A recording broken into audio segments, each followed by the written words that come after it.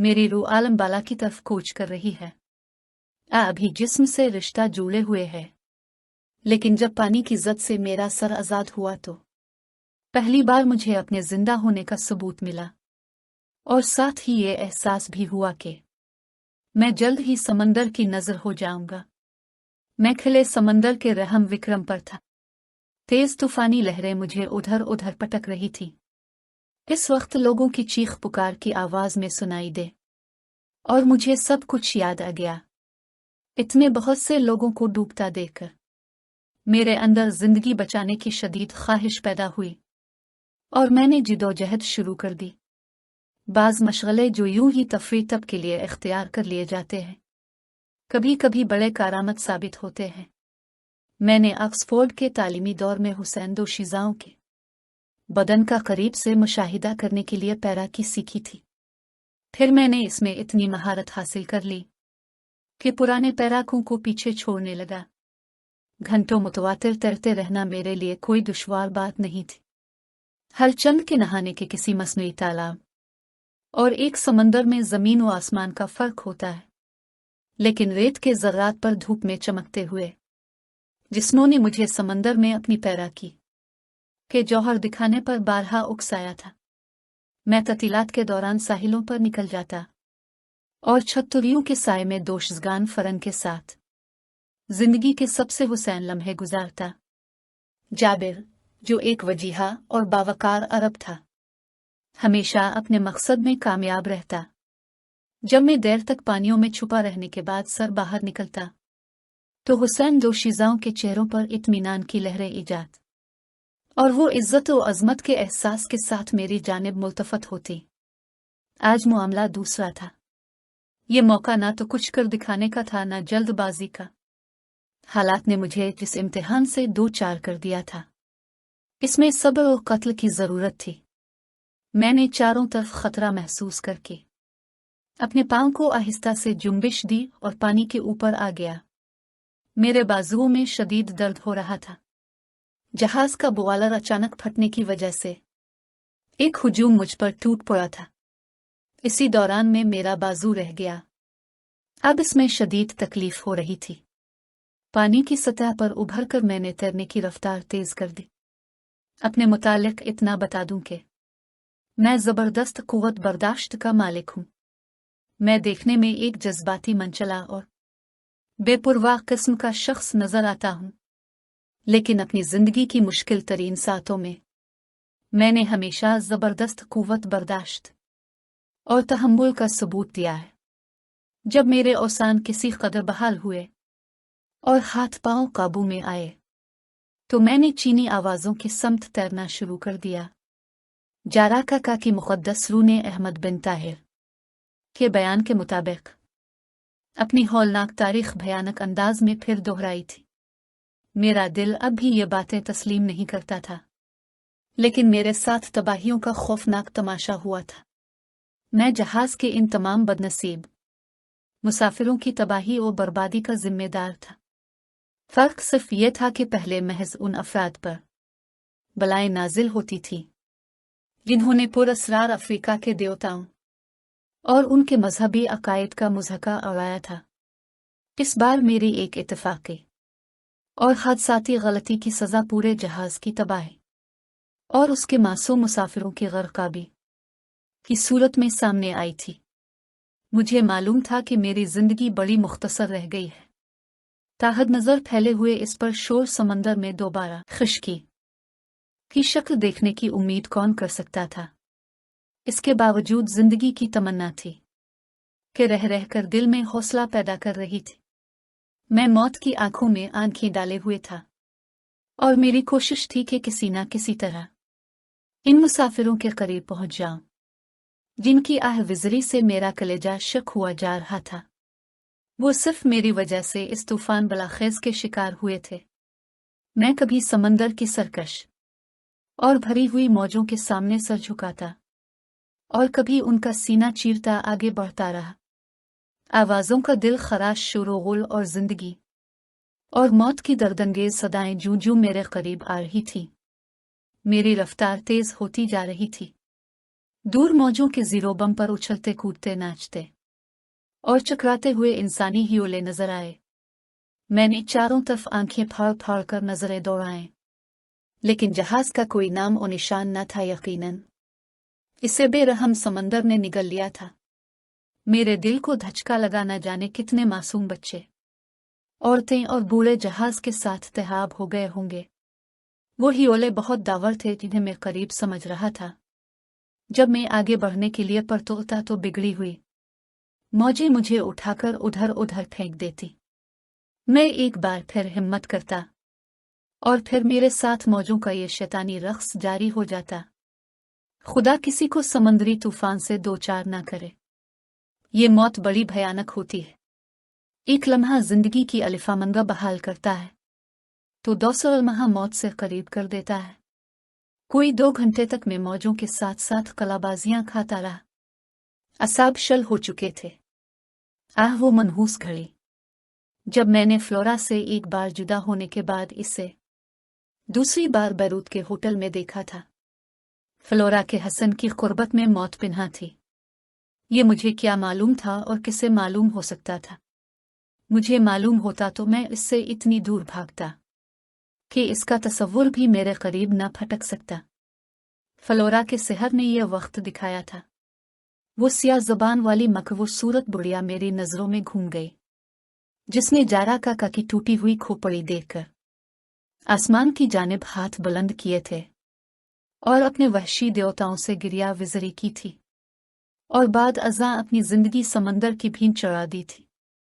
काश मैंने अपने दोस्त अहमद बिन ताहिर की बात मान ली होती, जिसने बड़े दर्द और खुलूस से मशवरा दिया था कि मैं अपना सफ़र तर्क करके बैरूत वापस चला जाऊं। मुझे अपनी लग़ज़िशें बेवक्त याद आ रही थीं। अब नदामत और पछतावे से क्या होता था। बलाएं मेरी मुंतज़िर थी। मौत तेजी से मेरा ताक़ुब कर रही थी। अंजाम का रास बुढ़िया की सिया ज़बान ने काम तमाम कर दिया। मुमकिन है ये सरगुज़श्त पड़ने वाले चंद हज़रात मौत के इतने करीब गए हों जितना मैं पहुंच गया था। वो मेरा कर्ब समझ सकेंगे। कितना वक्त और गुजर गया, पता नहीं कि मैं समंदर की गोद में कहाँ कहाँ हिचकोले खाता रहा। इन आखिरी लम्हों में अपना माजी याद करने से मुझे कुछ सुकून सा मिला। मुंतशिर ख्यालात थे कि उमड़ते चले आ रहे थे। गुज़िश्ता दिनों की उन यादों से ऐसा मालूम होता था कि जिंदगी कुछ और तवील हो गई है। ज़हन इसी प्रागंदा ख्याली में मशगूल था और हाथ पांव मशीनी अंदाज में मौजों से जंग करने में मसरूफ थे कि मौजों का एक रेला किसी देव कामत इफरीत का रूप इख्तियार करके आया और मुझे झंझोड़ कर रख गया। कोई ठोस चीज पूरी कुव्वत से मेरे ऊपर आकर गिरी और मेरी आंखें धुंधलाने लगी। मैंने बदहवासी की बना पर तैरने के बजाय गैर उसूली तौर पर उल्टे सीधे हाथ पांव मारने शुरू कर दिए। मैंने सर पर पड़ने वाली इस ज़र्ब की शदीद अजियत में गैर शूरी तौर पर अपने हाथ किसी गैबी मदद के लिए ऊपर उठाए तो मैं नीचे की समझ जाने लगा। फिर जल्द सोचने समझने की कुव्वत खत्म हो गई। जो कुछ याद रह गया है वो ये है कि मुझे कुछ याद नहीं रहा था। हर एहसास मुर्दा हो चुका था। जाबिर जैसे शख्स के असाब जवाब दे गए थे। मेरा जिस्म किसी ठोस शय पर पड़ा हुआ था। जब जिस्म में कोई हरकत पैदा हुई और ज़हन इन गनोदिगियों से बेदार होना शुरू हुआ तो कुछ अजीब सा लगा। बदन के ऊपरी हिस्से में तपश थी। ज़ेरी हिस्सा नीम सर्द महसूस हो रहा था। मैंने सोचा गालिबन ये ऐसा मौत है। रूह और जिस्म में शदीद कशमकश जारी थी। नसों का जाल और हड्डियों का पिंजर रूह को मुक़य्यद रखने पर बज़िद था और रूह थी कि इन खुराफात से आज़ाद होकर अपने असल मकाम की तरफ गामज़न हुआ चाहती थी। वो एक ऐसा एहसास था जहां फर्द शिकस्त कबूल कर लेता है। मुआ मेरा जिस्म लुढ़कता हुआ किसी गुदाज शय से टकराया, फिर सीधा हो गया। इसी लम्हे कहीं दूर से आती हुई एक आवाज़ मेरे कानों में सदाए बाज़गश्त बनकर गूंजी। उसे समंदर में फेंक देना ही मुनासिब होगा। हाँ, तुम ठीक कहते हो। दूसरी खुश्क आवाज़ उभरी। इसकी लाश का बोझ कम हो जाने से हमें कुछ और तहफ़्फ़ुज़ मिलेगा। वो मरा नहीं है, खुदा के लिए रहम कर। वो जिंदा हो सकता है। एक निस्वानी आवाज ने इल्तिजा की। वो अब जिंदा नहीं हो सकता। इस पर मौत तारी है। किसी ने कहा। बहरहाल हमें कुछ इंतजार करना चाहिए। हाँ, कुछ देर और सब्र कर लो, किसी ने दर्दमंदाना अंदाज में कहा। मैंने इसकी नब्ज देखी थी। अभी इसके जिस्म में जिंदगी की हरारत बाकी है। हो सकता है कि बच जाए, कोई मौजज़ा रूनुमा हो जाए। डॉक्टर, ये अस्पताल नहीं है। इसका नाखुशगवार बोझ हम सब की मौत का पेश खेमा साबित हो सकता है। इस आवाज में उलझन और झुंझलाहट के साथ सख्ती भी नुमायां थी। ठीक है, ठीक है, उसे अलिफाते कर फेंक देना चाहिए। एक और आवाज मेरे जहन में निश्तर बनकर उतरती चली गई। इसका वजूद हमारे लिए खतरनाक है। ठहरो, कोई इंसानियत सोच फैसला करने से पहले खुदा के लिए कुछ सोच लो। अगर ये मर गया तो भी हमारे लिए कारामत साबित होगा। अहमको, इसकी लाश हमारी जिंदगियों की जमानत बन सकती है। डॉक्टर, एक निस्वानी आवाज ने एहतजाज किया, मगर उसकी आवाज डॉक्टर के भारी लहजे तले दब गई। गौर से सुनो खातून, डॉक्टर ने राज दाराना अंदाज में कहना शुरू किया। हमें नहीं मालूम कि हमारा ये खतरनाक सफर कब तक जारी रहे। कौन जाने भी खुश्की का मुंह देखना नसीब हो या नहीं। ऐसी सूरत में ज्यादा दिनों तक जिंदा रहने के लिए खुराक का मसला हमारे लिए बेहद अहम है। मेरे बदनसीब साथियों, मेरी बात समझने की कोशिश करो। जो कुछ मैं इस वक्त कह रहा हूं, हो सकता है इसका तसव्वुर भी तुम्हारे लिए नाकाबिल बर्दाश्त हो, लेकिन कल क्या होने वाला है, यहां कौन यकीन से कह सकता है। यह भी मुमकिन है कि एक दिन हम फाकों से तंग आकर दरिंदे बन जाएं और एक दूसरे पर झपट पड़ें। आने वाले लम्हे हमें बदतरीन सूरत हाल से दो चार कर सकते हैं। क्यों ना हम अभी से कल की फिक्र करें। इकरार और उस्तरदाद, हुक्म और एहतजाज के ये मायूस कुन लहजे में बखूबी सुन रहा था। मैं अपनी बिखरी हुई कुव्वत मुजतमा करके उन इंसानियत दुश्मन लोगों के सामने अपने वजूद का इस बात जाहिर करना चाहता था। मैंने कोशिश बिस्यार के बाद कराकर आंखें खोल दे अतराफ में सरासिमगी से नजर दौड़ाई तो 8-9 कस्साब नुमा इंसानी चेहरे नजर आए, और मुझे ये मुझने में कोई दुश्वारी पेश नहीं आई कि इस वक्त में किसी लाइफ बूट में सवार हूं। यह किस तरह मुमकिन हो गया। मुझे कोई होश नहीं था। आलमज़ोफ में बेचारगी से मैं अपने ऊपर झुके हुए सहमे सिमटे सोचों में गर्क इंसानी चेहरे देखा किया। उनमें से 2 इस जहाज के खलासी थे जो जारा काका की मुकद्दस रुकी साहिराना कुव्वत से गर्क आब हो गया था। तीसरा चेहरा डॉक्टर जवाद का था, जिससे मेरी मुलाकात तबाह हो जाने वाले बदकिस्मत जहाज पर मेरे दोस्त अहमद बिन ताहिर ने कराई थी। डॉक्टर जवाद जहाज पर डॉक्टर की हैसियत से तैनात था।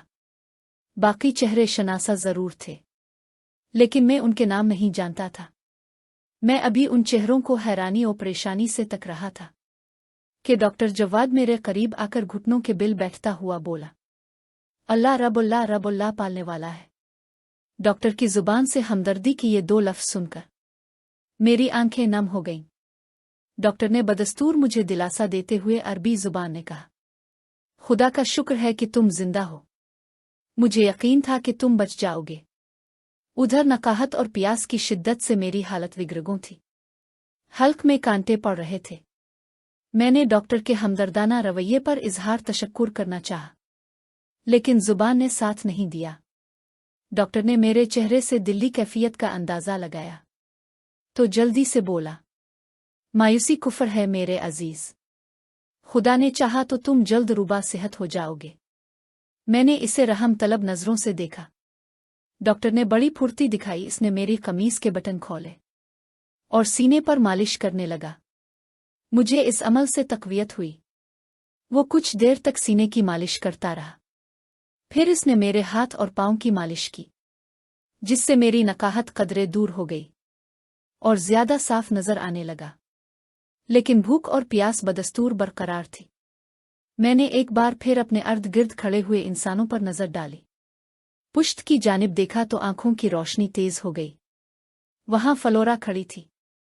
इसका लिबास तार तार था और चेहरा दहशतज़दा था। फ्लोरा को अपने करीब देखकर मुझ पर शादी मर्ग की कैफियत तारी हो गई। इसके चेहरे की शोखी अफसरुदगी में तब्दील हो चुकी थी और गजाली आंखों में शरारत के बजाय मायूसी का राज था। बाल बिखरे हुए थे और रुखसारों पर जर्दी छाई हुई थी। इस कैफियत के बावजूद इसके हसन और जमाल में कोई कमी वाक़ई नहीं हुई थी। इसे देखकर मेरा मुज़महिल जिस्म करवटें बदलने लगा। मैं बदकत तमाम इतना ही कह सका। फ्लोरा तुम जाबिर, इसने वालहाना अंदाज से मेरा सर अपने जानू पर रख लिया। इस वक्त कोई बात न करो, जिंदा रहे तो बहुत बातें हो जाएंगी। तुम्हें सुकून की जरूरत है। किस्मत में जो लिखा था पूरा हुआ। फ्लोरा, मैंने कुछ और कहना चाहा तो डॉक्टर ने उंगली के इशारे से रोक दिया। डॉक्टर जुवादान परेशान कुन हालात के बावजूद बड़ी तनदेही से अपने फराइज की बजाआवरी में मसरूफ था। इसकी चारागिरी में एजाज था। मालिश करने के बाद डॉक्टर ने अपनी कमीज उतारकर समंदर के पानी से भिगोई, फिर इसे मेरे मुंह पर निचोड़कर मेरा चेहरा साफ करने लगा। प्यास की शिद्दत ने मुझे बेहाल कर रखा था। रुखसारों पर पानी के कतरे पड़े तो मैंने मुंह खोल दिया। नमकीन पानी ने हल्क के नीचे उतरकर मेरे सीने में आग लगा दी। मुझे अलिफाबकाई आने लगी। डॉक्टर ने जल्दी से मेरी कंपटियां सिलानी शुरू कर दी। ना मालूम ये इसके हाथों के दबाव का करिश्मा था, कमजोरी का असर के मुझे पर एक बार फिर गुनूदगी का गलबा होने लगा। समंदर की पुरशोर मौजों की आवाज मेरी समात में बतदरीज मध्यम होते होते खत्म हो गई। फ्लोरा की आगोश में मेरी गर्दन ढलक गई और मैं बेसुध हो गया। अगले 2 रोज में मेरी हालत मुजिजाना तौर पर संभल गई। मैं अब खुद को अपने दूसरे साथियों की तरह चाको चौबंद महसूस करने लगा, जो समंदर की मौजों के रहम व करम पर किसी नामालूम मंजिल की तरफ जा रहे थे। इसमें बिलाशुबा डॉक्टर जवाद और फ्लोरा की हुसैन कुर्बत के अलावा मेरी खुद एतमादी को भी बड़ा दाखिल था। फ्लोरा भी मेरी सेहत याबी से बहुत खुश थी, लेकिन दूसरे अफराद को मेरी ज़ात से कोई दिलचस्पी नहीं थी। हम सब एक दूसरे की सूरत देखा करते थे। बाहर की दुनिया की कोई बात अच्छी नहीं लगती थी। हमारी नज़रें समंदर पर जिमी हुई थीं। लाइफ बूट अब पुरसुकून समंदर में दाखिल हो चुकी थी। हमारी नज़रें हमा वक्त मौजों के इस पार किसी जजीरे की तलाश में भटकती रहती थीं। इस कुश्ती हयात में 11 अफराद मौत से फरार की किशमकश में मुब्तला थे। मैं तफसील से उनका तारुफ कराना ज़रूरी समझता हूँ। डॉक्टर जवाद, फ्लोरा और जहाज़ के 2 खलासियों के बारे में मैं पहले ही बता चुका हूँ। बाकी 6 अफराद में एक सियाफाम हबशी था जो कद कामत और डील डोल में हम सबसे ज्यादा ताकतवर नजर आता था। वो कोई 40-45 साल का खौफजदा कर देने वाला एक शख्स था। होश में आने के बाद मैंने इसे किसी से गुफ्तगू करते नहीं देखा था। इसकी आंखें बेहद चमकीली थीं। ना जाने क्यों दिन में मुतअद्दिद बार वो सूरज की तरफ घूरने लगता था। इस वक्त इसके मोटे और भरे होंठ फड़फड़ाते रहते थे। जब वो सूरज की जानिब से नजरें हटा लेता था तो होंठों की जुम्बिश राग जाती। दूसरा शख्स कमाल नामी एक मिस्री ताजिर था। वो हर वक्त खोया खोया सा रहता। इसके कवी खासे मजबूत थे और उसकी उम्र यही कोई 40 साल होगी। 1-2 बार मैंने इसे डॉक्टर जवाद से गुफ्तगू करते देखा था। वो आम तौर पर लाइफ बूट के दरमियान में बैठने की कोशिश करता। वो फ्लोरा पर गाहे एक मायूस को नजर डालकर ठंडी आहें भरता। तीसरा मुसाफिर एक यहूदी था जो हम सबसे ज्यादा परेशान नजर आता था। मुझे न जाने क्यों इससे शदीद नफरत थी। बार बार ये ख्याल आता कि अगर मौत हमारा मुकद्दर है तो सबसे पहले मरने वाला यही शख्स होगा। इसका बेशतर वक्त निचला होंठ चबाने में गुजरता था।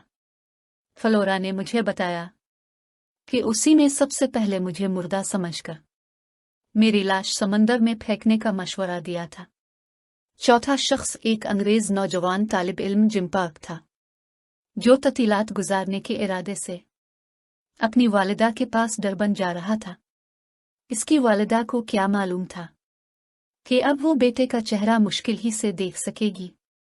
यहूदी की तरह ये भी मौत के तस्वुर से बेहद हरासा नजर आता था। ये फ्लोरा से बहुत ज्यादा दिलचस्पी लेता और बाज औकात इससे ऐसे सवालात शुरू कर देता जैसे इससे ये मालूम हो कि हमारी लाइफ बूट कब किनारे लगेगी और कब हमें खुश्की का मुंह देखना नसीब होगा।